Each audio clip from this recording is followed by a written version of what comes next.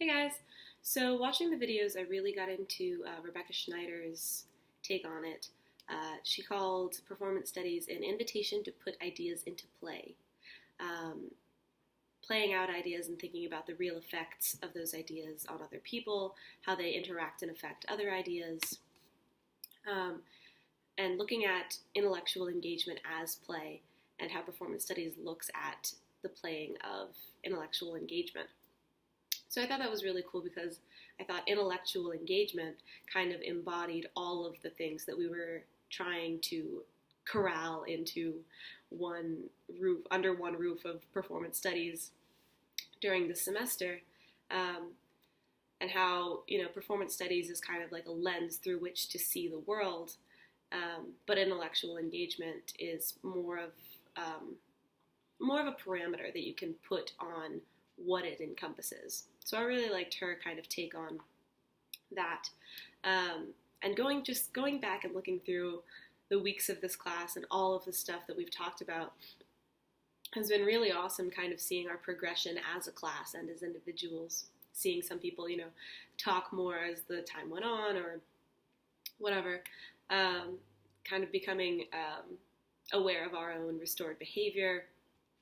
Like walking into the classroom for the first time, you see a whiteboard, you see desks, everyone sits down and is quiet and is kind of waiting for the class to start.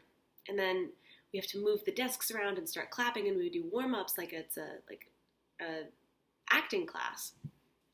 And that kind of shifts your way of thinking from I'm going to sit here and I'm going to take notes and I'm going to listen to this person to I'm engaged, I'm involved, I'm a part of this process.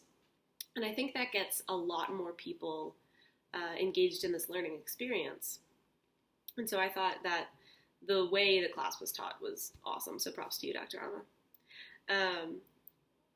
So going through kind of from the beginning of the semester, the first time that it really hit me that this was like something that I was actually really interested in was the is versus as performance when we started to getting into that. And my first kind of aha moment was when I read maps as performance. And I was like, maps! Anything can be performance, including a map of the world that always looks the same. Like everyone sees it the same way. That's a performance. And I thought that was really cool. And they started talking about like the Peters projection and the other one, Peter Gall. Or Cater projection.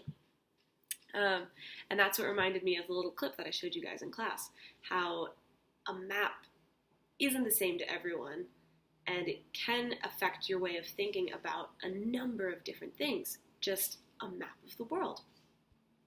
And so going from there, I think I saw a lot more as performance in my day-to-day life.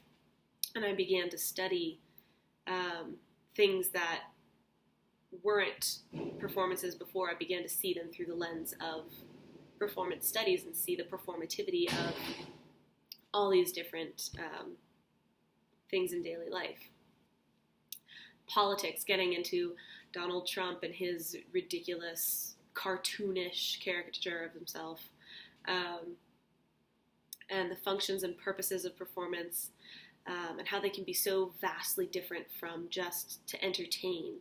I never thought of performance as like something that could be there to foster community.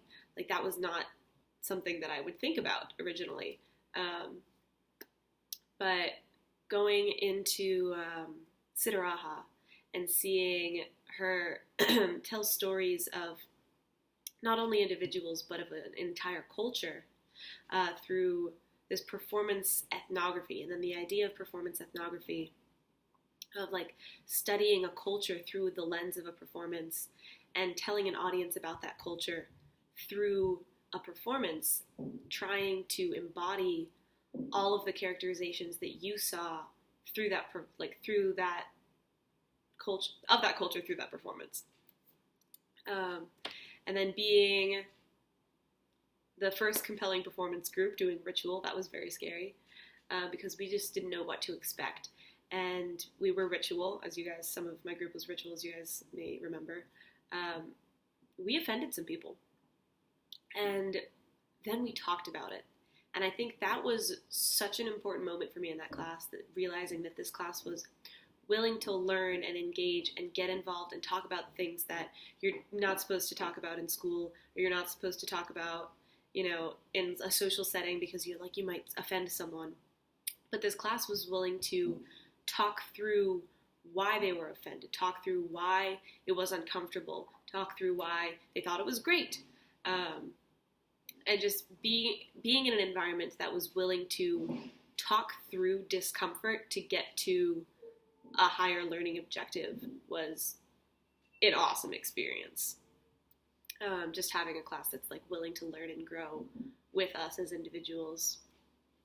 One of my favorite weeks was the gender compelling performance group, because gender has always been something that I've been very interested in studying. And the stereotypes embodied but told through different mouths, I thought was an incredible way to kind of portray those stereotypes and how ridiculous they seem coming out of someone else's mouth. I thought that was very awesome. And then the week that we did play, and we physically incorporated play, and we went out onto the lawn and played cards or hacky sack or duck duck goose or whatever everyone was playing around. And incorporating those kinds of lessons into our curriculum, I think, is amazing, because if I had sat down in a desk and you had just handed me the worksheet that was there's dark play and there's deep play and there's all these different things, and I'm just going to have to memorize this, and I'm going to sit in the SLC a little bit later, memorize it, write it down on a test, and then throw this sheet of paper away, I would have never have remembered any of the terms 2 weeks later. But being able to think back onto, that was the week that we went out on the lawn and we played around and we talked about the differences between all these different types of play and what they meant, that's going to stick in my brain. And that's really cool that I'm going to remember that. Race was a very interesting week. So uncomfortable.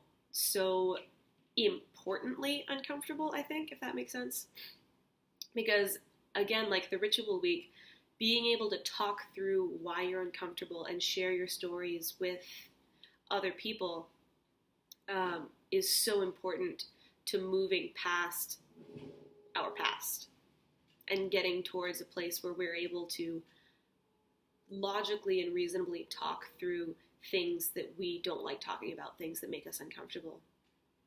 And so that was a great week. And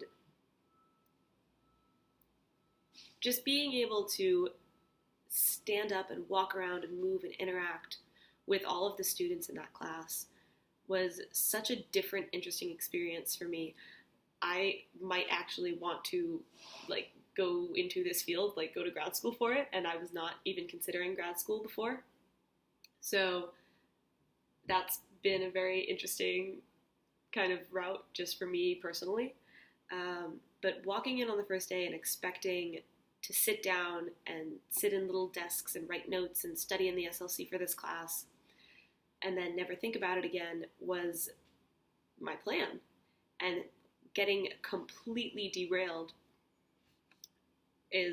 has made this class one of my absolute favorite classes and one of the best learning experiences that I've ever had at UGA. So thank you so much, Dr. Alma. This semester has been amazing, and your class has been one of my absolute favorite classes to take ever. So thank you.